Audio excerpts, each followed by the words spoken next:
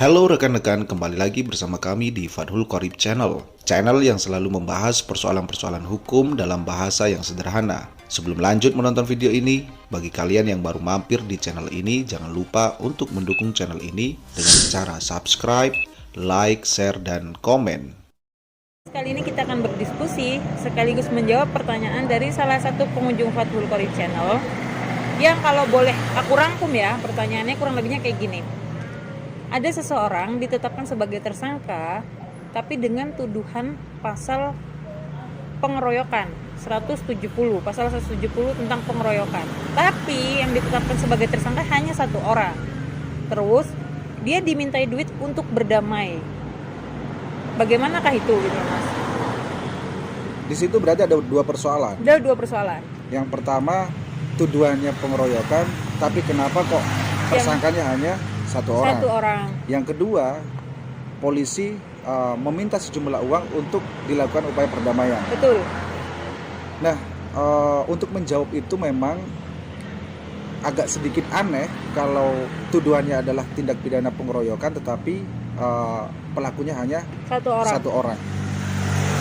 Karena kalau kita berbicara tentang pengeroyokan, kata keroyok itu sendiri menurut Kamus Besar Bahasa Indonesia adalah satu tindakan penyerangan yang dilakukan secara beramai-ramai. Nah, kalau kita melihat itu, maka tentu pelaku itu harus lebih daripada satu orang.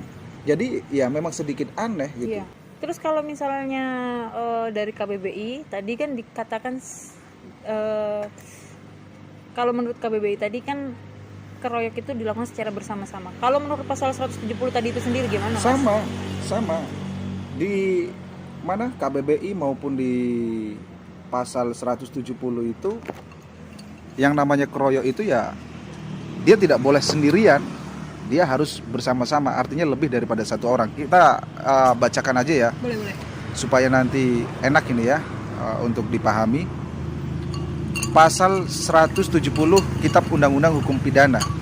Barang siapa dengan terang-terangan dan dengan tenaga bersama menggunakan kekerasan terhadap orang atau barang diancam dengan pidana penjara paling lama 5 tahun 6 bulan. Di situ cukup jelas bahwa kemudian barang siapa dengan terang-terangan dan dengan tenaga bersama menggunakan kekerasan terhadap orang atau barang. Dalam arti kata tenaga bersama, maka dapat kita artikan bahwa pelaku harus lebih daripada satu orang. Siap. Cuman persoalannya di sini, kalau saya ditanyakan apakah polisi atau penyidik dalam hal menetapkan satu orang tersangka itu salah atau tidak, saya tidak bisa berkomentar lebih jauh. Yeah. Karena gini, banyak faktor yang menyebabkan kenapa polisi menetapkan satu orang. Misalkan ya kan, bahwa pelaku yang lain itu kabur, sehingga kemudian hari ini polisi belum bisa melakukan penangkapan dan menetapkan tersangka kepada pelaku yang lain. Jadi hal-hal itu yang bisa kemudian kita gali.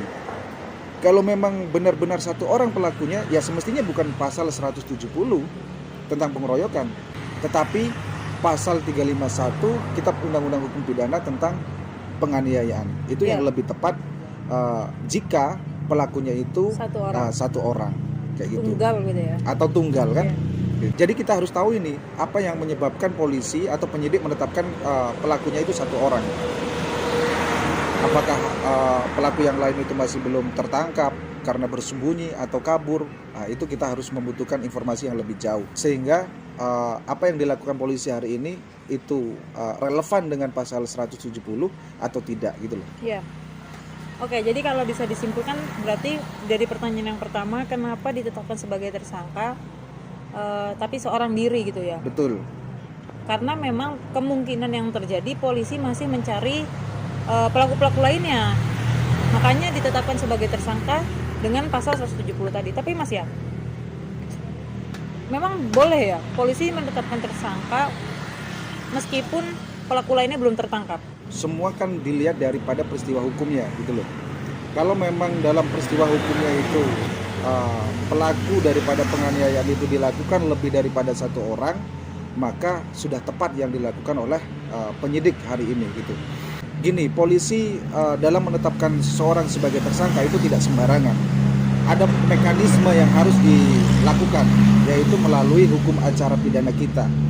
Jadi ada satu aturan yang harus dilalui oleh polisi atau oleh penyidik sebelum menetapkan seseorang sebagai tersangka. Oke. Tentu seorang pelapor ketika dia melaporkan satu peristiwa, dia kan dilakukan BAP nih. Kemudian polisi melakukan penyelidikan, polisi melakukan penyidikan. Di situ polisi menemukan satu peristiwa tindak pidana ini. Apakah tindak pidana ini masuk pada wilayah pengeroyokan atau pasal-pasal yang lain. Jadi saya cukup meyakini bahwa apa yang dilakukan oleh polisi hari ini menetapkan orang tersebut sebagai tersangka atas tuduhan pasal 170 itu sudah benar gitu loh. Oke. Kalau begitu Mas, kita lanjut ke pertanyaan yang kedua. Kita anggap pertanyaan yang pertama ya sudah, polisi masih mengejar pelaku lainnya, gitu kan. Untuk pertanyaan yang kedua, damai dan dimintai duit.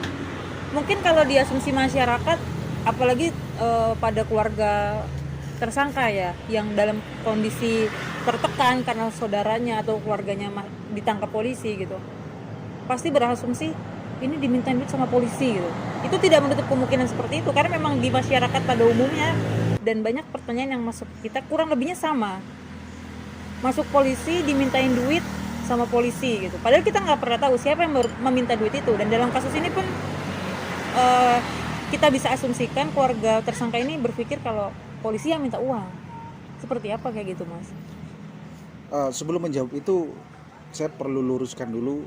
Sebenarnya saya sudah banyak membahas tentang macam-macam delik dalam konteks hukum pidana. Iya. Itu di video-video sebelumnya.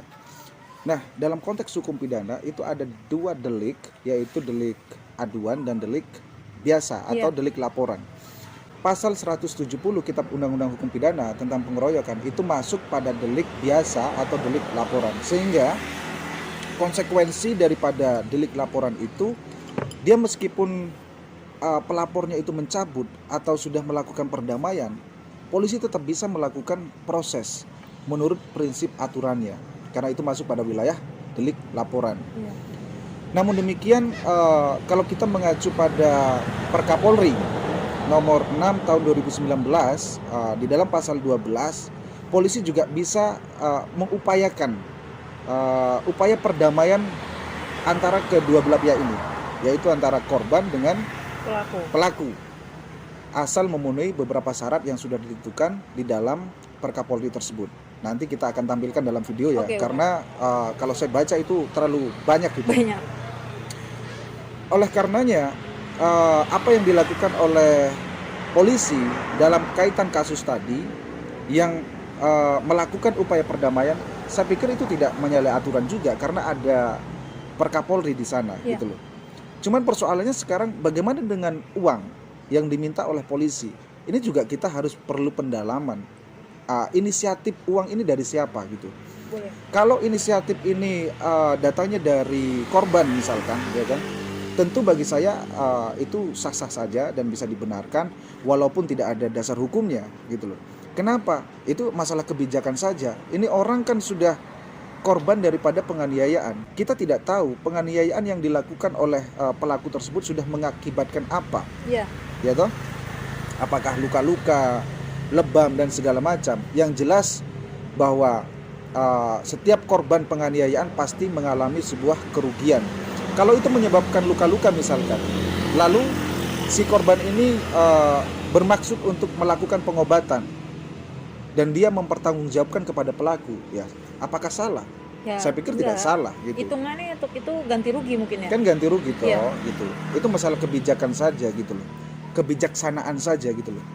Jadi dalam konteks itu saya pikir itu hal yang bisa dibenarkan. Upaya perdamaian yang dilakukan oleh polisi itu ada dasarnya, yaitu Perkapolri. Sementara dalam konteks ada sejumlah uang yang diminta oleh polisi, bukan yang diminta oleh polisi, jangan-jangan ini kan yang diminta korban, polisi sifatnya hanya menyampaikan kepada pelaku, kan gitu toh? Yeah. Itu saya pikir walaupun tidak ada dasar hukumnya, ya itu sah-sah saja dilakukan oleh si korban. Berarti sebenarnya nggak apa-apa Mas ya, untuk delik laporan ini didamaikan oleh pihak kepolisian tuh nggak masalah sebenarnya?